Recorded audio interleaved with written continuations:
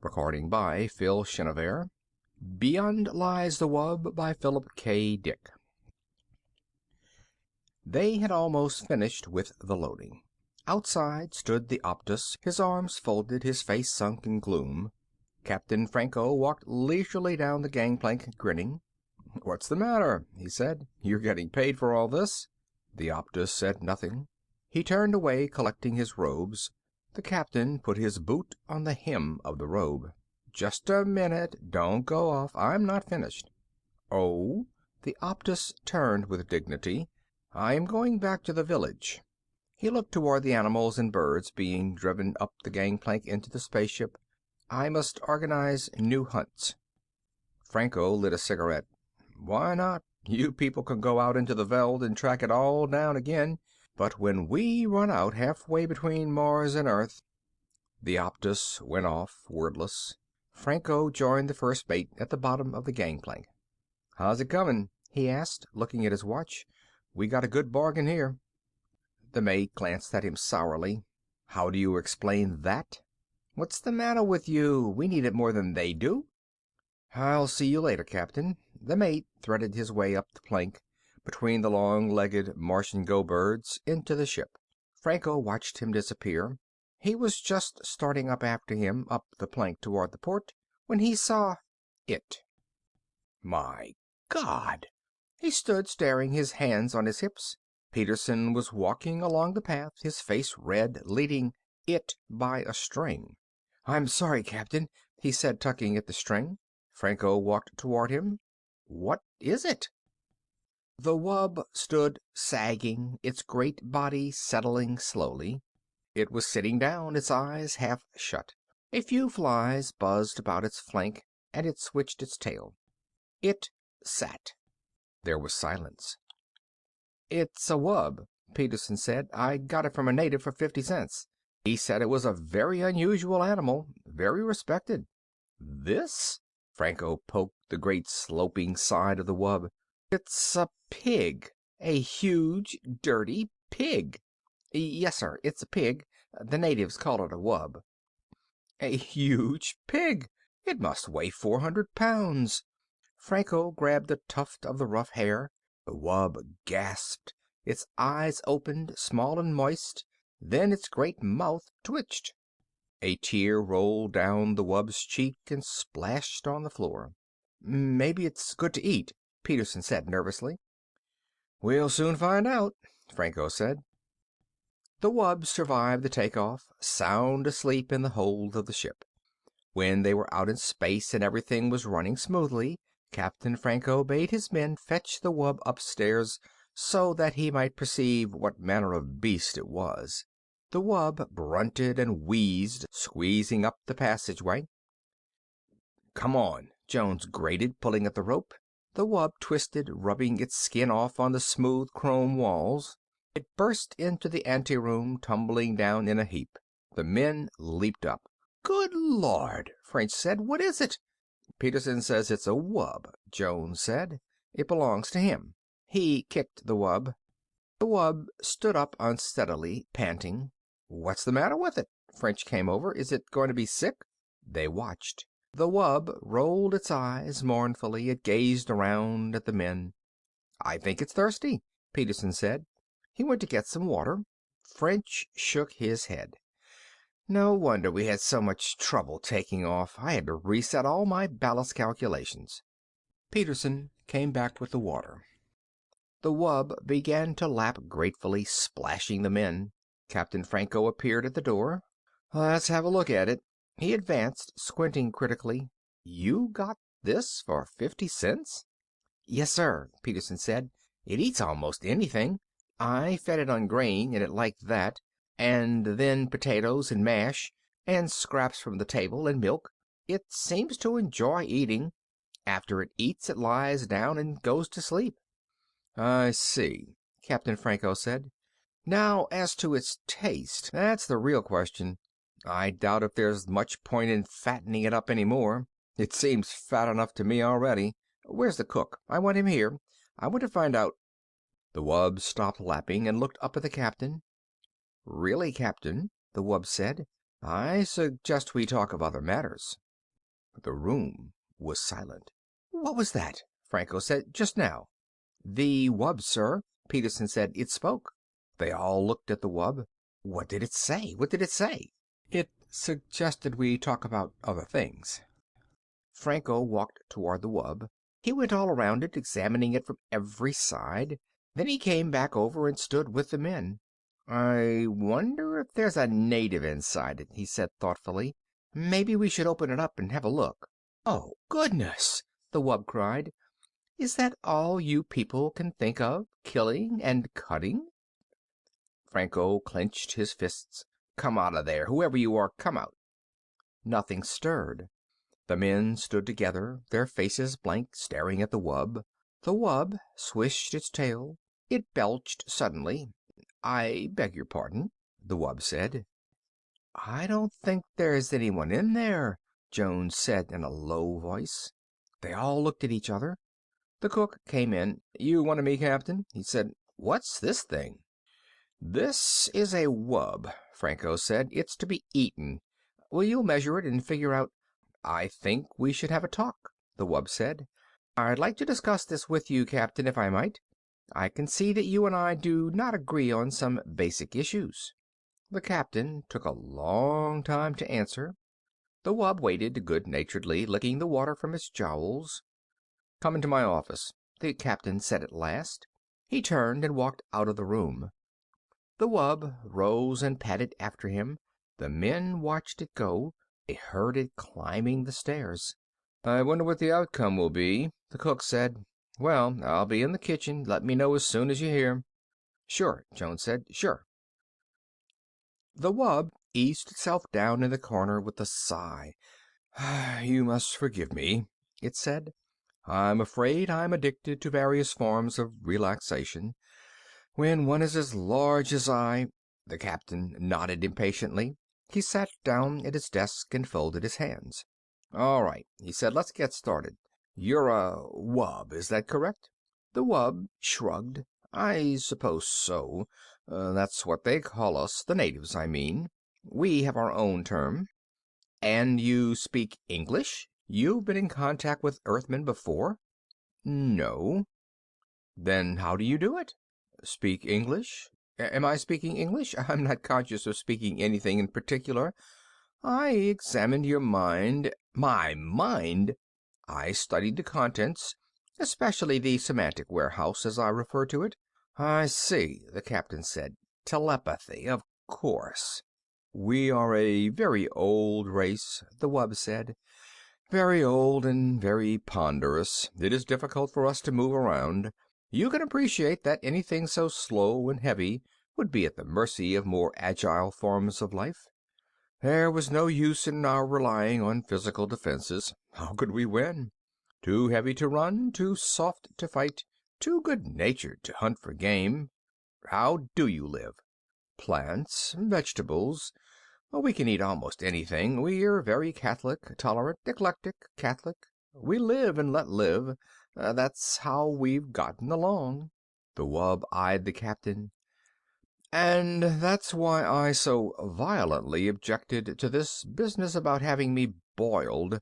I could see the image in your mind. Most of me in the frozen food locker, some of me in the kettle, a bit for your pet cat." "So you read minds," the captain said. "How interesting. Anything else? I mean, what else can you do along those lines?" "A few odds and ends," the wub said absently, staring around the room. "A nice apartment you have here, Captain. You keep it quite neat. I respect life forms that are tidy. Some Martian birds are quite tidy. They throw things out of their nests and sweep them—" "Indeed," the captain nodded. "But to get back to the problem—" "Quite so. You spoke of dining on me. The taste, I am told, is good. A little fatty, but tender. But how can any lasting contact be established between your people and mine if you resort to such barbaric attitudes? Eat me? Rather, you should discuss questions with me. Philosophy, the arts." The captain stood up. "Philosophy. It might interest you to know that we will be hard put to find something to eat for the next month. An unfortunate spoilage—" I know. The wub nodded. But wouldn't it be more in accord with your principles of democracy if we all drew straws or something along that line? After all, democracy is to protect the minority from just such infringements. Now, if each of us casts one vote. The captain walked to the door. Nuts to you, he said. He opened the door. He opened his mouth. He stood, frozen, his mouth wide, his eyes staring, his fingers still on the knob. The wub watched him. Presently it padded out of the room, edging past the captain. It went down the hall, deep in meditation. The room was quiet. So you see, the wub said, we have a common myth. Your mind contains many familiar myth symbols, Ishtar, Odysseus. Peterson sat silently, staring at the floor. He shifted in his chair. Go on, he said. Please go on. I find your Odysseus a figure common to the mythology of most self-conscious races. As I interpret it, Odysseus wanders as an individual, aware of himself as such. This is the idea of separation from family and country, the process of individuation. But Odysseus returns to his home. Peterson looked out the port window at the stars, endless stars burning intently in the empty universe. Finally he goes home.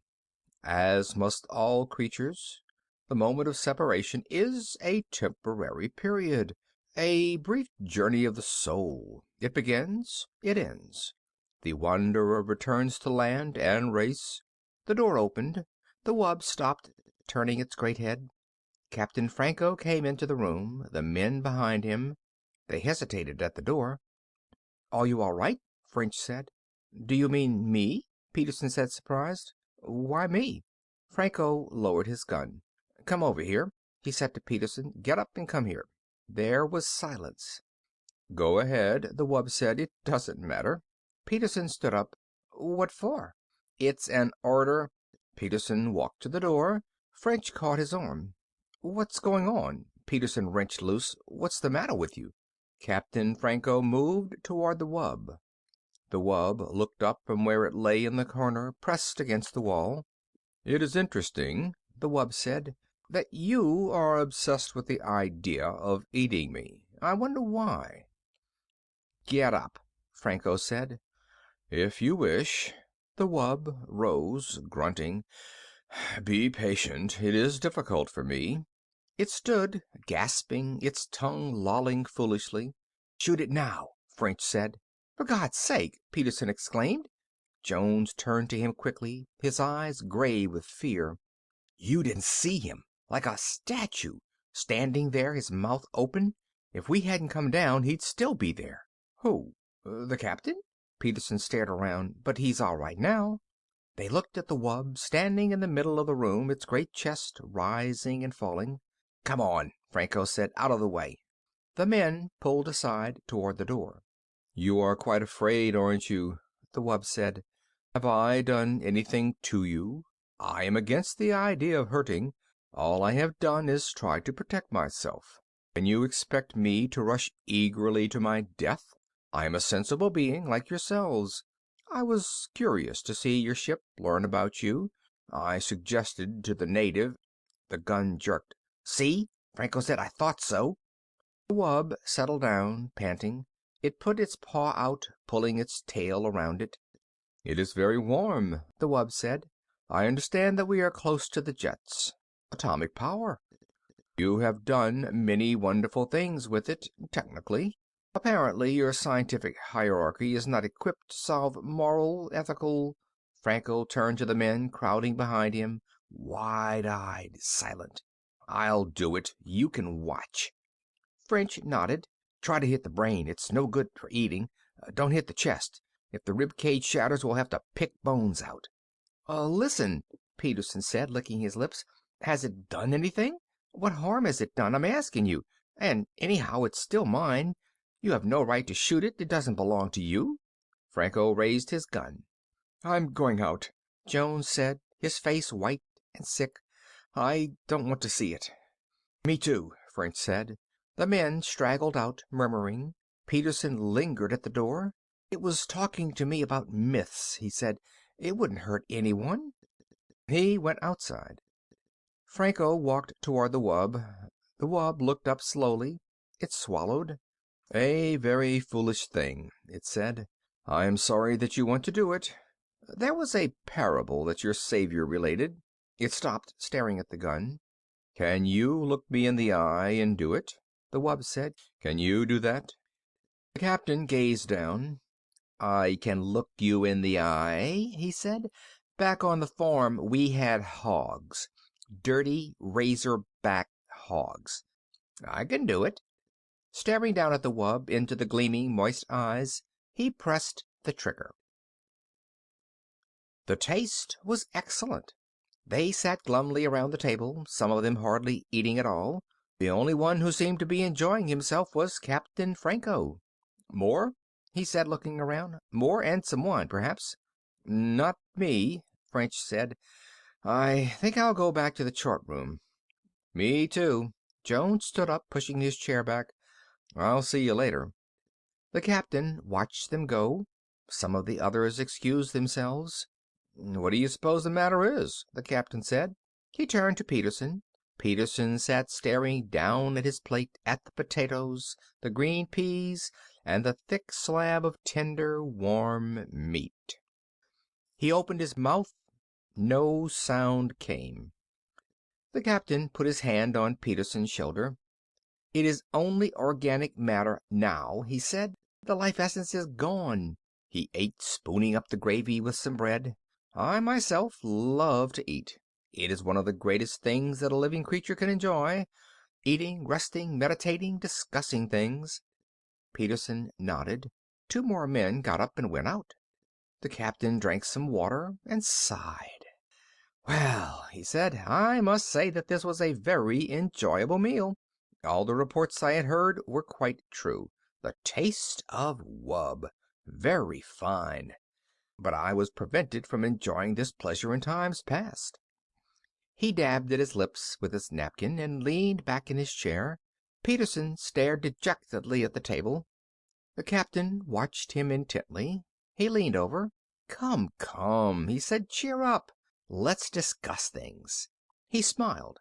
"As I was saying before I was interrupted, the role of Odysseus in the myths—" Peterson jerked up, staring. "To go on," the captain said. "Odysseus, as I understand him—" End of Beyond Lies the Wub by Philip K. Dick